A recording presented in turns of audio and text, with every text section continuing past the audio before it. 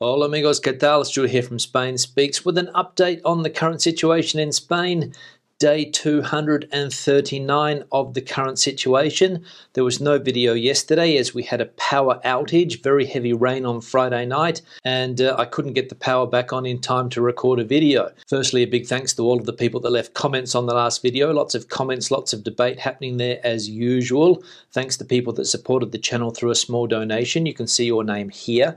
Thanks to people that bought merchandise, and a big thanks to my Patreons on Patreon for your support. Now, what has been happening around the country over the last couple of days? Well, in some parts of the country, COVID cases are going up, and in other parts of the country, they are miraculously coming down. And that is the case here in the Madrid community. We can see here from this article, this is how the COVID miracle was created in Madrid.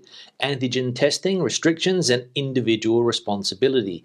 The region goes in 40 days from leading infections in Europe to having the 5th lowest accumulated incidence rate in Spain. And if we have a look at this graph of the accumulated incidence rate in Madrid from the 29th of September through to the 6th of November, we can see here that we start the 29th of September with 784.71 cases per 100,000. And we can see how that graph goes down to where we are at the 6th of November, where the accumulated incidence rate sat at 364.03. So the Madrid miracle there, and there's lots of other politicians around Spain trying to get in touch with the Madrid president to work out how she managed to get that accumulated incidence rate down to the numbers where they are today, when the rest of the country seems to be going in the opposite direction. Now tomorrow, the 9th of November, and officially the curfews around the country will come to an end.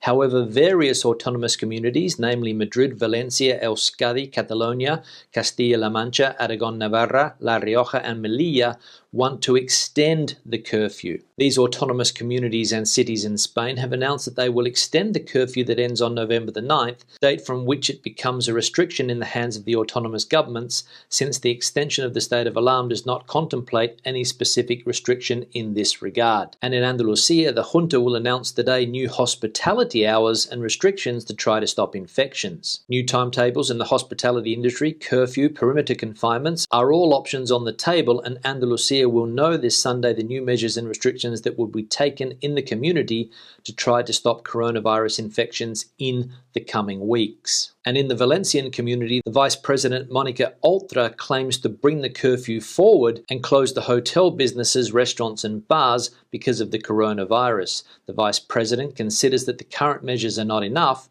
and points out that they have not been approved by the council. So there we go, various autonomous communities around Spain getting stricter, and as we saw, many deciding to extend that night curfew for an indefinite period. Now, if you're living in Spain and still a bit confused as to what you can and can't do, I found a very good interactive map that tells you exactly what you can and exactly what you can't do in Spain at the moment, and I'll leave a link in the description below. But we can see the map here, and it's fairly easy to understand. We can see here, for example, the Madrid community, and you have all of these icons up here in the top right.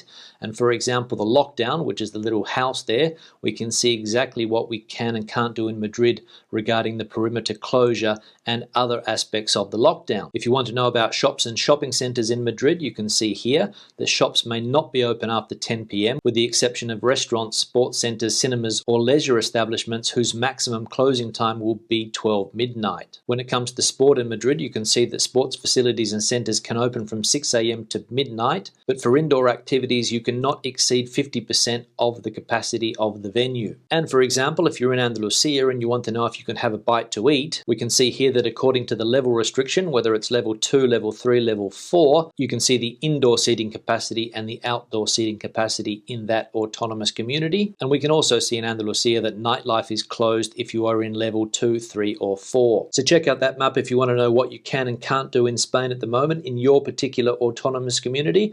I'm sure that it will be updated if new changes are announced today, and as I said, I'll leave a link in the description below. Now, as I said before, it's not easy to know what you are allowed to do and what you aren't allowed to do in Spain at the moment, and lots of people are still a little bit confused. As we can see here, one woman in La Rioja, she was fined for walking her dog during the curfew period Madrid without a mask. Police in Logroño have sanctioned the owner of a dog for walking the animal at 1:30 a.m. when it is forbidden to go out after 11 p.m. and for not wearing a mask. So if you want to avoid hassles with the police, probably better to know what you can and what you can't do. Now let's have a look at the health situation in the country, looking at a map of the country and various autonomous communities.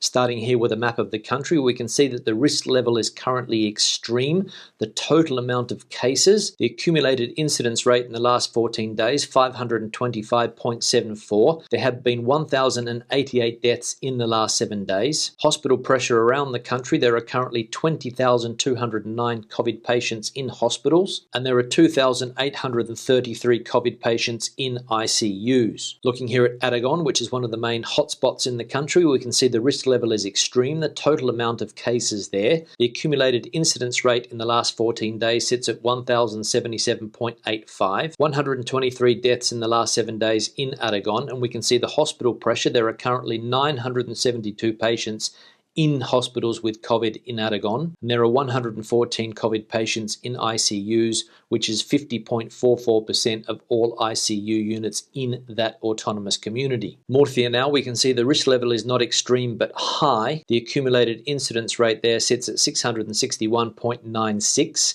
56 deaths in the last 7 days, 594 COVID patients hospitalized at the moment, and there are 99 patients in ICUs with COVID, which is 21.15% of all ICU units in Murcia. And finally here, Andalusia, we can see that there is an extreme risk level in that autonomous community.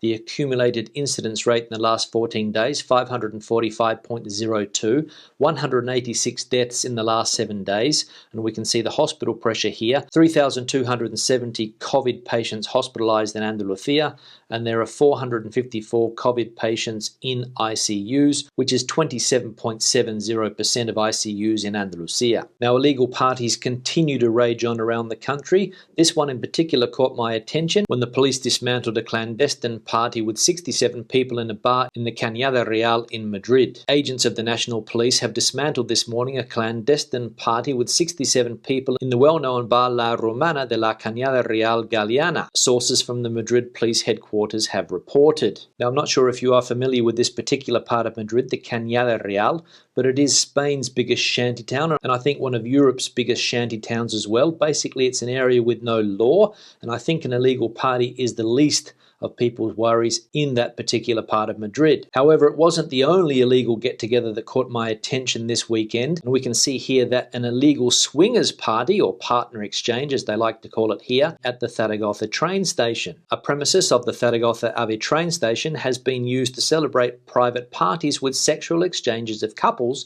that violate the COVID health alert and the health regulations for the prevention of coronavirus. The case has been uncovered by the National Police after intervening a few days ago in a place that is run by an association of liberal sexual relations. So there you go. Even though we're in the middle of the worst pandemic in 100 years, you can't stop some swingers from doing what they like to do. Now let's have a look at some of the comments from recent videos. One here from Bothan Spy. Hi Stuart, thank you for your videos. I've watched since day one and I admire your perseverance. So, the government's going to control the news. That's unlikely to end well. On another note, Moreno, the head honcho of the Junta de Andalucía, is going to announce more restrictions, or as he puts it, to turn the screw to close down a bit more people's mobility. He plans to close bars, restaurants and other places of leisure at 3 p.m, which will cause more hardship to the already decimated Andalusian economy. Even the language that he uses sounds like that of a despot. Yeah, Bothan, thanks for the comment. We mentioned earlier in the video about Andalusia and the new restrictions that are going to be implemented as of today.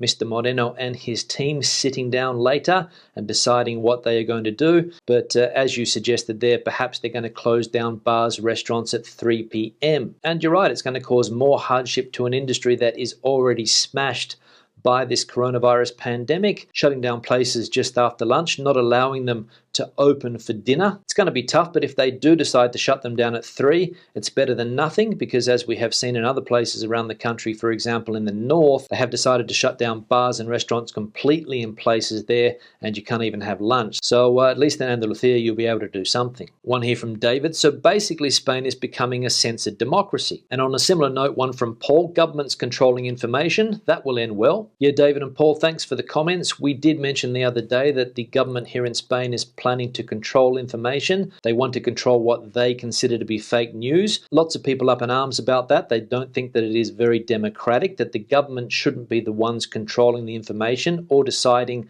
what is fake news and what isn't fake news. And I tend to agree with that. I think there should be an independent body that is not controlled by the government. But as we know, in some countries, it's not easy to establish independent bodies. The topic of censorship in this country is nothing new. It popped up back in around 2014 or maybe earlier when the PP government announced that they were going to bring in this lei mordaza, or a gag law, where they also proposed various types of censorship. We saw people getting into serious trouble for tweets against the government and against politicians, and the topic of free speech was a hot topic back then, and it's becoming a hot topic again now. So we'll see what happens in coming weeks and months and whether Spain does become a censored democracy. One here from Shelby. I'm a US citizen living in Spain, playing soccer professionally and teaching English. My second year here. If they confine us to our houses again, I'm out. No thank you. I may have no choice anyway, since I'm living in a government-owned residency with other athletes, and they'll most likely close it as they did in March, because who cares about displacing tons of young students and athletes? The government workers are getting paid anyway. Maybe I'll come back when things aren't a train wreck here. Yeah, Shelby, thanks for the comment, and sorry to see that you'll be out if we get confined again. However, I've been saying in recent videos that I don't think the confinement is going to be as severe as the one we had in March. Government officials have said that they're going to take the economy into account, they're going to take mental health into account, and things like exercise and practicing sport I don't think will be prohibited this time round. But hey, keep an eye on the situation, and if you think that they're going to lock you into the residence and not allow you out for 3 months, you'd better get out while the going's good. One here from Emma. Spain needs to stop watching dubbed movies, then they might learn something. Nordic countries speak excellent English because they watch everything in original versions. Most of dubbed movies in Spain have the same people dubbing them,